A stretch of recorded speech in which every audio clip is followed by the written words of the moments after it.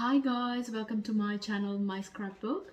Hope you had a very lovely weekend, and today we are into the Monday evening weeknight. So I thought I'm just going to cook some very easy weeknight recipe for our dinner, and I'm going to share that with you. It's a Caribbean recipe which I picked up from some YouTuber as well, and so you can cook it within 30 minutes. So it's very simple. Does not require a lot of chopping or frying or maybe slow cooking, and it's very easy and very yummy. So let's begin. To start with this recipe, these are the few ingredients that you need to have handy. So it's dried red chilies. So the more you have, the more spicier and the more hot it will be. Then you need dark brown mustard seeds, and then you need coriander seeds, some cumin seeds, and some fenugreek seeds, and some black pepper seeds. So what I'll do is I'll just pour this in the heated yolk. Make sure that the fenugreek seeds are not too much, and also the black mustard seeds are also less in quantity, because it'll make your spice roast a bit bitter. So it's always good idea to have them as little as you can. The remaining items you can add more, but the only the fenugreek seeds, which is the methi seed, and the black mustard seed, you need to have it in moderation. Now I'm going to add some cumin seeds, and then I'm just going to dry roast it in the pan. So what I've done is I have added the red chilies, the coriander seeds, the cumin seeds, the black pepper seeds, and the fenugreek seeds in the wok, and I'm just dry roasting them. Just make sure that it doesn't get burned. So I'll just switch off the flame now, and I'll let it cool down for some time.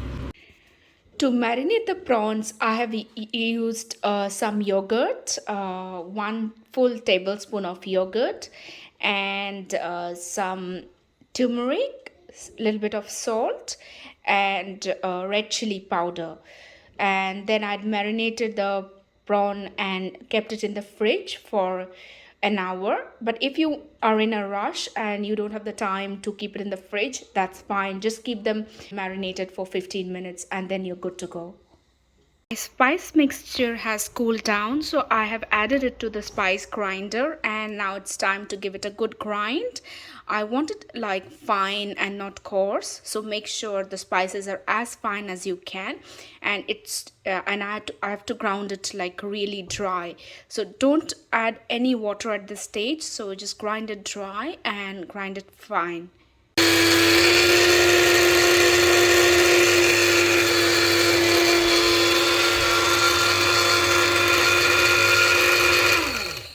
So now it's ready. I'll just open and check how the spices are looking. So if it's like finely ground, I can straight away use it in the cooking. So this looks amazing. So this is just the right consistency as what I wanted. So all the spices are finely ground, and time for me to start the flame. To start the cooking, you need to add as much as clarified butter or ghee into the heated pan. In my case, I have used my vegan ghee, which is just going to show you in a second. So which is this brand. It's called a Nutiva vegan ghee. But if you're not vegan and you don't use a lot of vegan product, just feel free to use as much as clarified butter as you can, because that is the main factor in getting you the taste of this dish. So this will make your dish very flavorful. And so while the clarified butter or the ghee is heating up in the pan, I've gone ahead and got my ground garlic ready. So you can just it's better to grind it in you can put it in while you are grinding the spices. Maybe after that you can just add the garlic and then you can just uh, grind them together. But if you're not using a dry spice blender like me, you can use a separate method to just grind the garlic. And you should have a small amount of tamarind soaked in hot water ready to be used. So I've gone ahead and done that. For the prawns, one of the most important thing is that do remember to devein the prawn. So clean it. I usually dip them in warm salt and turmeric water after I devein them. But definitely remember to devein them if you're using them for cooking. So looks like my clarified butter is all heated up. So now I'm going to pour the prawns in. Now that I have poured the the marinated prawn in the clarified butter, I put them on a high flame and I let it saute for a while. So the prawn will start leaving water, but that's fine because as long as you put them on a higher flame, the water will dry up. So even if it leaves a little bit water, I'll show you what you can do. So this is our beautiful prawns and they're getting cooked. So I have got the black tiger prawns. You can get any prawns that you like, uh, between mid and large size. So, or even if you want to do smaller size, you can, but I don't think the very mini small prawns would look very well in this. While these prawns are getting sauté on the very high flame, I'll just show you what my meal plan is for this week. So here is my meal plan. I usually like to plan our weekly meals during the last weekend. So over this weekend, especially on a Saturday evening, we would sit together and plan what we want to eat for the following week. And so it starts from a Sunday to a Saturday. Now that the prawns have all got sauté and the water it was leaving has also dried up, I have gone ahead and poured in the dry garlic and the spices on the prawns. So I'm going to give it a good mix, and then I'm going to add the tamarind dipped water in this and try to make the gravy.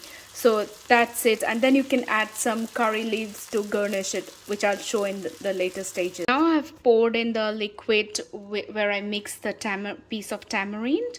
So it's going to give it a bit of tangy flavor, and it's obviously very good in coloring the dish.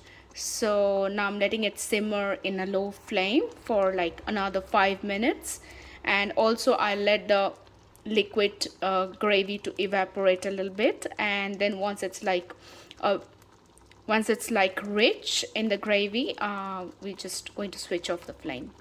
So now I'm covering it and cooking it for another 5 minutes till the gravy gets uniformly distributed. And I literally like those dews which form after like heating, and then when you cool down the gravy, it's like thick and just properly ready to be served. So that's kind of a finishing I'm expecting from this. So let's see what it's looking like. Yes, so this is what the gravy is looking like at this moment, but I would like it to thicken a bit, and so it looks perfect. So we'll just cover it for some more time.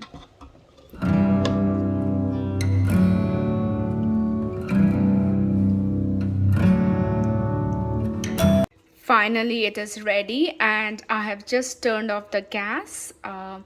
I have added some curry leaves on the top. You can see the green color. I think the few others have gone inside the gravy.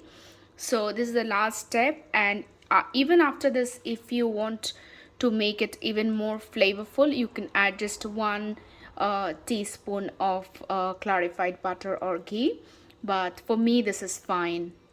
Put with rice or roti or paratha or any kind of bread that you like. It's very flavorful and very delicious.